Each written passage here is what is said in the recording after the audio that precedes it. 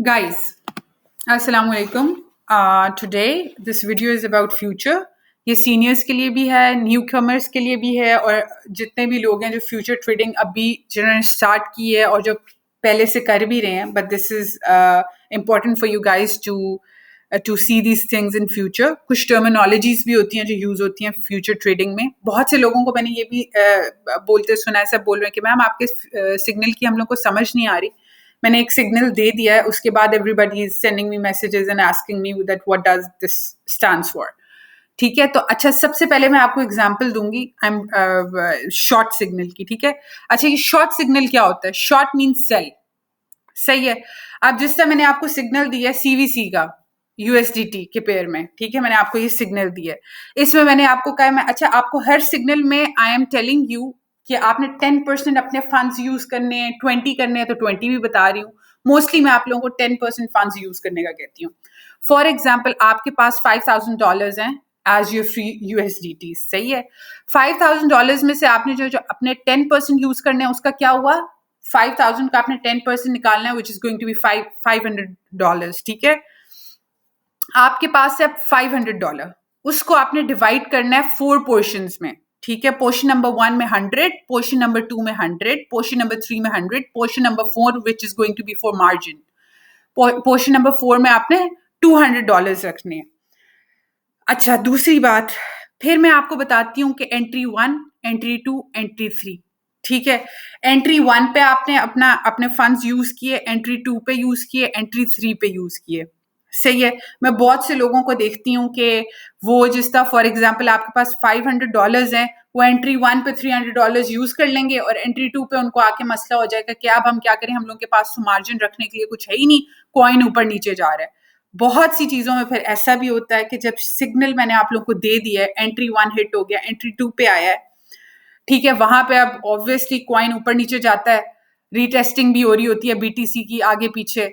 खैर उस वक्त मसला बन जाता है पूरे डिस्कॉर्ड में. Everybody starts calling me on messenger if it's like 3 बज रहे हैं, रात के 2 बज रहे हैं, मुझे कॉल्स आ रही हैं.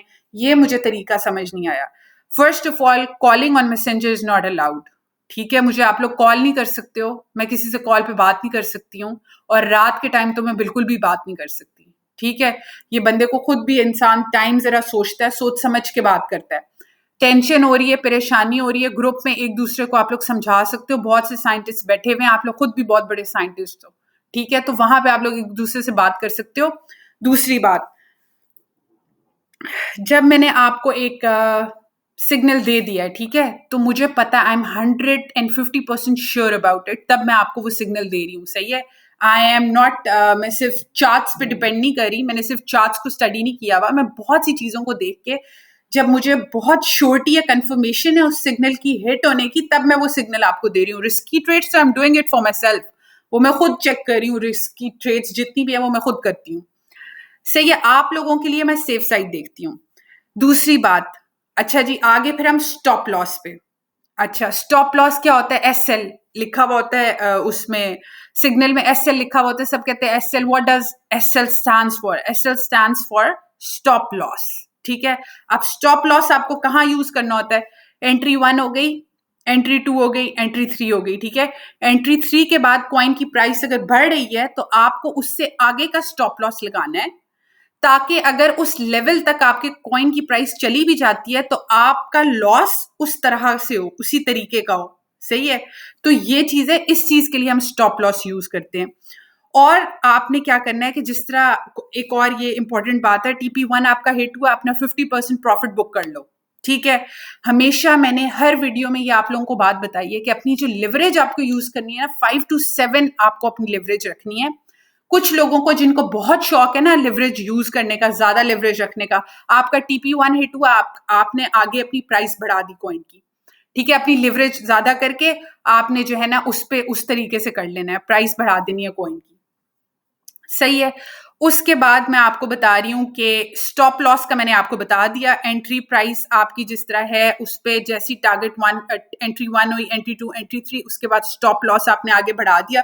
इन केस की अगर कॉइन की प्राइस आगे जाती है तो आप सेफ साइड पे हो, उस तरीके का आपको लॉस होगा. मार्जिन का भी मैंने बता दिया कि मार्जिन हमेशा अच्छा रखो कि लिक्विडेट होने के कम चांसेस हो। आप लोग अपने आप को सेफ साइड पे, हर ट्रेड में आपने अपने आप को सेफ रखना है। ठीक है, बेशक आपको पता हो कि आपके $5,000 की जगह $1,000 पड़े हुए हैं, $40,000 पड़े हुए हैं, $50,000 पड़े हुए हैं, टेंशन आपने हर छोटी से छोटी ट्रेड की भी लेनी है। ठीक है, trading is about tension. Tension नहीं लोगे ना तो बस फिर अगर इस तरह से करोगे, नॉर्मल लोगे, तो वो इस तरह नहीं होगा, इस तरह नहीं चल सकता। So this is all about short signal. मुझे लगता है मैंने आप लोगों को काफी अच्छे तरीके से क्लियर कर दिया है, इसमें कोई इश्यू होना नहीं चाहिए। और अच्छा, TP, what does TP stands for? TP stands for take profit. मैंने बहुत से क्वेश्चंस ये देखे हैं, मैसेंजर पे भी मुझे आ रहे होते कि मैम ये TP, what does TP stands for, SL stands for, ये मैंने आपको बता दिया। मेरी वीडियो का मेरी जो इसका यूट्यूब चैनल का जो लिंक है वो अनाउंसमेंट सेक्शन में है। मैं वैसे मेंशन भी कर देती हूँ, जो भी वीडियो अपलोड करती हूँ उसके बाद मेंशन भी कर देती हूँ, आप प्लीज उसमें से देख लिया करें। सही है। I think this video is going to be, this is much informative for you guys, for everyone. So okay, thank you guys.